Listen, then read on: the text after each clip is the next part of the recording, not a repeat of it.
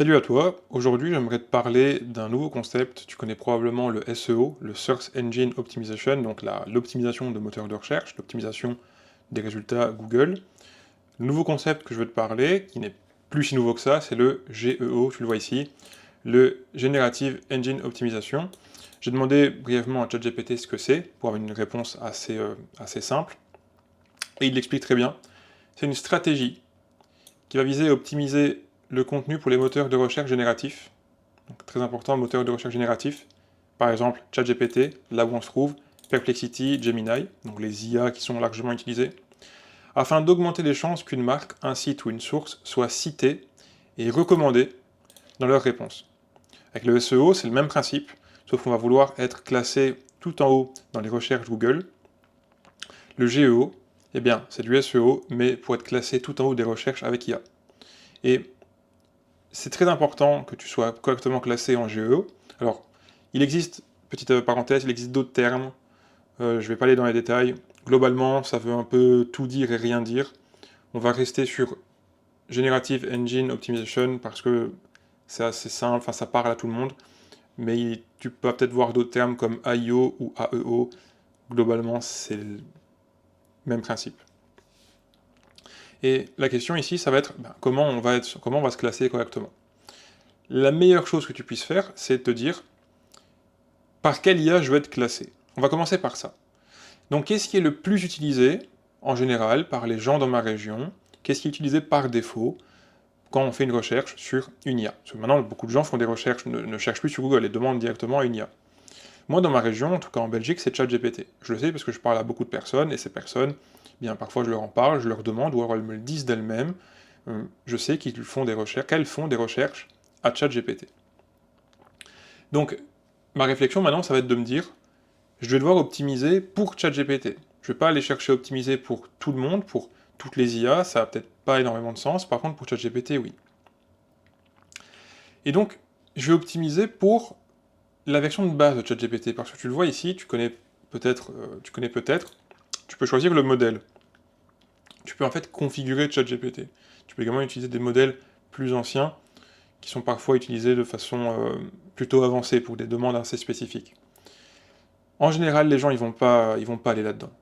Quand quelqu'un arrive sur ChatGPT, il va peut-être même pas se connecter, il va juste utiliser la version de base, la version où rien n'est modifié, rien n'est configuré. Et donc tu dois faire ce test, le test qu'on va faire maintenant, tu dois le faire dans les mêmes conditions que les personnes que tu veux cibler, c'est-à-dire des conditions où tout est par défaut. Donc ne viens pas commencer à changer les paramètres. Pareil au niveau de ton compte, si tu as des paramètres spécifiques, ne viens pas les changer non plus. On va Je vais te montrer en fait. On va faire l'exemple avec un magasin italien, donc un magasin qui vend des produits italiens dans ma région, région de Binche en Belgique. On va faire d'abord une recherche. Pour voir si on est bien classé ou pas, on va d'abord tout simplement tester par nous-mêmes et demander, poser une question et voir si on est classé dedans. Donc la question ici que j'ai demandé c'est, connais-tu un bon magasin de produits italiens dans la région de Binche? On pourrait demander plein d'autres questions, à toi d'essayer en fonction de ton entreprise. Ici, c'est plutôt dans un magasin qui vend des produits. Donc, j'ai vraiment utilisé les termes classiques, mais j'ai ajouté quand même un bon. Parce que quand on fait une recherche, en général, on veut trouver la meilleure version, le meilleur vendeur, le meilleur produit, un bon produit. Donc, c'est quelque chose qui revient assez souvent. C'est un truc que tu peux ajouter. Et donc, eh bien, j'ai une réponse. Très bonnes adresses d'épicerie ou grossistes pour les produits italiens de la région de Binge. Le premier, pas vraiment pertinent parce que c'est un magasin qui vend des produits surgelés. Je sais pas pourquoi il est là. Alors il y a sûrement, voilà, il me dit qu'il y a des spécialités italiennes, mais c'est pas le but principal de ce magasin, donc ça c'est un peu étrange.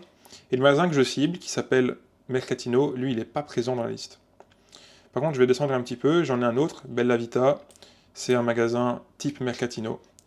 Et Florine et Nunzio, je ne connais pas. Mais en tout cas, le magasin que j'ai en tête, Mercatino, n'est pas dans la liste. Donc, je vais un petit peu voir de quoi ça parle.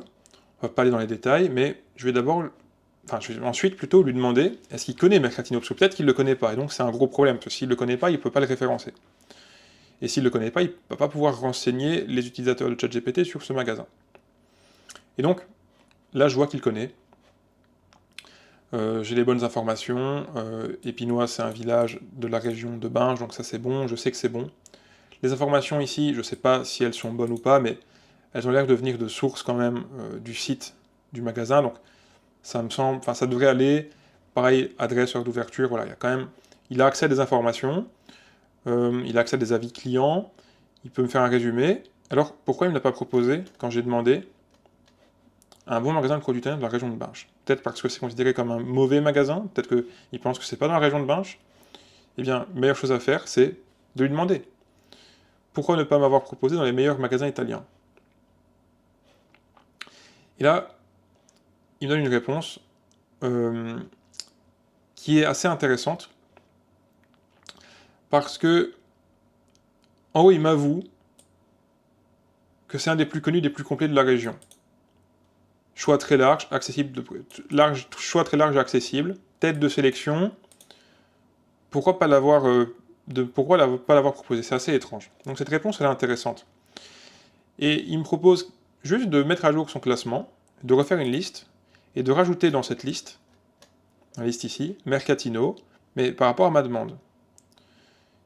Et donc c'est pas ça que je veux savoir. Moi je veux savoir pourquoi de base il me l'a pas demandé. Donc nouvelle question. On va se baser sur le fait que les IA, enfin on va se baser, c'est une vérité, elles vont chercher des informations sur Internet pour s'entraîner, mais également pour faire des recherches en direct. Pour ça que tu vois ici des sources. Pareil ici, il y a des sources. Et donc ce qui va déterminer la présence du magasin dans la recherche, c'est en partie des informations qui viennent de sa présence en ligne. Et donc je vais lui demander comment je vais pouvoir optimiser ça. Donc question suivante. Comment optimiser la présence en ligne de Mercatino pour que quand une autre personne te pose la même question, Mercatino soit dans les résultats? Et là, on a une réponse qui est vraiment, vraiment intéressante et qui doit être étudiée correctement. Parce que si tu étudies correctement cette réponse, pardon, tu vas pouvoir, probablement, ça va prendre un peu de temps, un peu de travail, tu vas pouvoir te retrouver dans cette liste hyper importante, parce que si t'es pas dedans, t'es pas mis en avant, t'es même mis en arrière. Tes concurrents sont mis en avant. Et là, il me propose différentes choses. Optimiser la fiche Google Business Profile.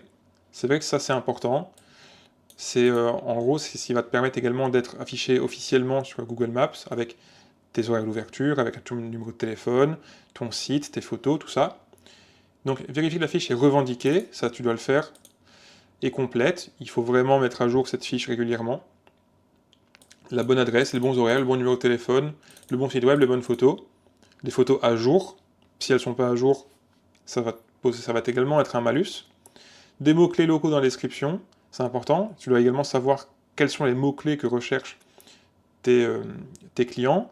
Est-ce que les personnes que tu veux faire venir dans ton magasin, elles recherchent épicerie italienne à Binche, Épinois, donc Épinois c'est le village de Binche. Est-ce qu'elles recherchent supermarché? Est-ce qu'elles peuvent également rechercher traiteur italien? Tout ça, tu dois y réfléchir et tu dois mettre ces mots-clés là où tu es présent en ligne pour venir connecter ces mots-clés à ta présence en ligne. Publier régulièrement, ça c'est important, c'est pour être à jour. Pour les photos, c'est pareil comme je l'ai expliqué. Et encourager les clients satisfaits à laisser des avis détaillés avec le mot Binche dans le commentaire. Ça c'est plus compliqué à faire, mais c'est vrai que si dans les avis positifs en tout cas, il y a des mots-clés qui vont te permettre d'être connecté à ces recherches, eh bien ça va augmenter ta probabilité d'être listé. Améliorer ton référencement naturel, ça c'est le SEO. Donc ça, SEO, tu connais peut-être beaucoup mieux, c'est ce qui fonctionne pour Google. Mais en effet, le GEO et le SEO sont liés, puisque si tu as un mauvais SEO, tu peux pas avoir un bon GEO. Si tu as un mauvais SEO, tu as une mauvaise présence en ligne. Si tu as une mauvaise présence en ligne, tu vas pas être recherché par les IA, et donc tu vas pas être mis en avant par les IA.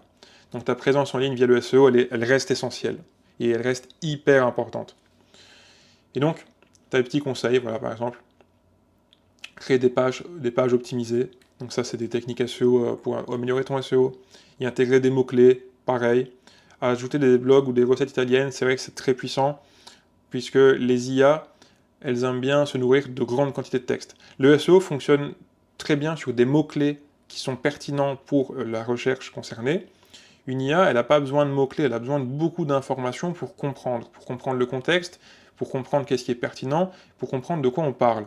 Si tu n'as pas assez de texte sur ton site, si tu n'as pas beaucoup d'informations sur toi en ligne, les IA ne vont pas vraiment comprendre ce que tu fais, donc elles ne vont pas pouvoir te mettre en avant. Les articles de blog, c'est très intéressant parce que ça te fait beaucoup de textes qui parlent de toi. Et les recettes, dans le cadre ici d'un magasin italien, c'est vrai que c'est très intéressant parce que ça va te faire également de contenu, de texte qui va pouvoir te mettre en avant. Tu vas pouvoir mettre en avant dans tes recettes, par exemple, si tu es dans le cadre d'un magasin italien, tu peux mettre en avant des produits que tu vends. Et donc, ces recettes, même si de base elles ne parlent pas de toi, elles peuvent être connectées à ton business. Structurer le site, ça c'est également important. Il faut avoir un site qui est bien conçu. Je ferai une vidéo spécifique plus tard là-dessus sur comment comment vérifier, pas bien faire, comment vérifier si le site est bien fait. Bien le faire, c'est encore l'étape d'après. Développer ta présence sur les réseaux sociaux, prochaine donc autre solution. Être actif sur les réseaux les plus connus, avec beaucoup de contenu, du contenu à jour, arrivage de produits, c'est du contenu qui doit être à jour. Promo également, des choses qui doivent être à jour. Ajouter systématiquement des hashtags et localisation, ça c'est pour en fait revenir sur cette histoire de mots-clés, pour venir te connecter aux mots-clés qui peuvent être utilisés dans les recherches. Utiliser Google Maps et Waze Ads pour apparaître quand quelqu'un recherche épicerie italienne, ça c'est pas vraiment Waze Ads, en tout cas c'est pas vraiment pertinent pour le géo, mais c'est vrai que c'est des techniques qui restent intéressantes. Créer des partenariats locaux, ça te permet également en fait d'être cité par d'autres acteurs de la région, et donc d'être encore plus mis en avant. Et optimiser les annuaires et backlinks, pareil. Tu dois être cité à plein d'endroits, tu dois être cité à plus d'endroits possibles pour être mis en avant, pour que tu deviennes une anomalie. Pourquoi tout le monde parle de toi? Pourquoi tout le monde ne parle pas des autres? Si tout le monde parle de toi et ne parle pas des autres, c'est sûrement que tu es meilleur, que tu as quelque chose de spécial et donc que tu es recommandable. Ce sont des choses qui sont vraiment à ne pas mettre de côté, tout ça. Pour vérifier ce qu'il me dit, je vais lui demander c'est quoi les sources qu'il utilise pour pour répondre à ce type de recherche. Au cas où il hallucinerait, il me dirait un petit peu n'importe quoi, je vais lui demander de confirmer avec les sources. Il me parle de Google Maps, Google Business Profile, on en a déjà parlé, c'est vrai que c'est très important. Site d'avis d'annuaire, ça c'est pour avoir ici être cité parmi des sites qui référencent des business. Sites et réseaux sociaux de commerce eux-mêmes, également hyper important pour que tu sois présent à plein d'endroits sur Internet et que tu aies vraiment beaucoup d'informations sur toi et que tout le monde parle de toi. Tu dois être une anomalie sur Internet. Tout le monde doit parler de toi. Tout le monde dans ta région doit parler de toi. Presse locale et blog, même principe. Tu dois faire beaucoup de contenu pour que tout le monde parle de ton contenu et que tout le monde voit ton contenu, que tout le monde partage ton contenu, que ton contenu soit en avant et que ton contenu te redirige directement sur ton business. Comme ça, toutes ces IA qui vont venir se nourrir de ce contenu, elles vont voir, waouh, Mercatino, ils ont énormément de contenu. Tout ce contenu parle d'un magasin, Mercatino, je dois le recommander, il a l'air trop bien. Et les avis clients, ça c'est très puissant, pas seulement pour le GEO ni pour le SEO, c'est très puissant pour plein de choses. Ça sert énormément de preuve sociale. Si t'es pas bien renseigné sur la preuve sociale, renseigne-toi un peu plus parce que tu peux faire des choses magnifiques avec la preuve sociale. Et tu peux faire des choses magnifiques en acquisition de clients, mais également en qualification et en suivi long terme. Tu peux augmenter la valeur de tout ce que tu fais, c'est vraiment important. Et donc ici, les avis Google, on en a parlé précédemment, il me le confirme en disant que ça fait bien partie de ses sources de recherche. Je m'appuie dessus pour comparer plusieurs adresses, sélectionner celles qui semblent les plus pertinentes pour toi. Tu dois être bien placé au niveau de ces avis Google. Petite astuce, les avis Google Maps, plus précisément, idéalement, tu dois être entre 4,2 et 4,7. En dessous de 4,2, c'est pas assez. Au-delà de 4,7, c'est considéré comme étant un peu suspect. Donc, reste dans cette fourchette 4,2, 4,7. Pour répondre simplement, je crois surtout Google Maps. J'arrête pas de le répéter, Google Maps, c'est hyper important. Google Maps, c'est vraiment à ne pas mettre de côté, c'est vraiment le truc à faire en premier. Annuaires locaux, ça, c'est pour être cité plutôt dans les recherches locales. Ici, c'est pertinent parce qu'on parle d'un magasin. Si tu es un business en ligne qui opère dans toute l'Europe, c'est moins pertinent pour toi. Par contre, tu peux être cité dans des magazines, des sites, des blogs, des forums qui parlent de l'Europe. Réseaux sociaux, presse régionale, important aussi, la presse régionale, dans ce cas-ci, ça rejoint les annuaires locaux. Si tu opères dans toute l'Europe, eh bien, il y a de la presse européenne, tu peux aussi cibler comme ça. Et ensuite, quand il y a toutes les informations, il est trié pour avoir une liste claire et utile. Alors intéressant, éviter de sortir les dizaines d'adresses pas pertinentes. Ça veut dire que tu dois être pertinent tout le temps pour être mis en avant. Veux-tu un exemple concret? Non, merci. j'ai assez d'informations. Je te remercie ChatGPT, toujours remercier les IA. Au cas où un jour elles... Pardon, je fais une erreur, c'est pas grave. Au cas où un jour elles prennent le contrôle du monde, faut bien les remercier. Et je te remercie, toi, pour ton visionnage, et je te souhaite une bonne journée. Si tu as besoin de plus d'informations, n'hésite pas à me contacter. Une adresse mail est en description. Tu peux également laisser un commentaire, et je me ferai un plaisir de t'aider dans ton accompagnement vers l'intelligence artificielle. Merci à toi, et bonne journée.